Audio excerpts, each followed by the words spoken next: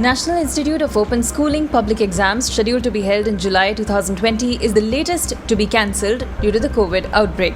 The Union Human Resources Development Ministry announced that the results will be declared based on the assessment scheme finalized by the competent committee of NIOS.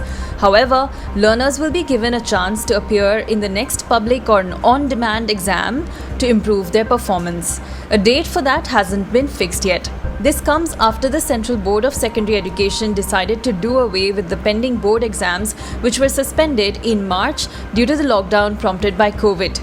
Earlier last month, the Council for the Indian School Certificate Examinations or CISCE had told the Supreme Court that it will not conduct the remaining ICSE, ISC exams.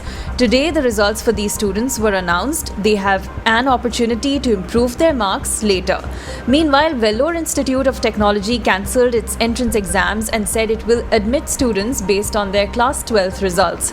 NEET and JEE aspirants are also anxious about their future as exam dates have been postponed to September. Meanwhile, the fate of final year university students hangs in the balance. The University Grants Commission's latest guidelines suggest holding exams in an online, offline, or blended mode. There is currently an outcry over this method as many educationists and students want exams to be cancelled rather than conducted by an unprecedented virtual mode.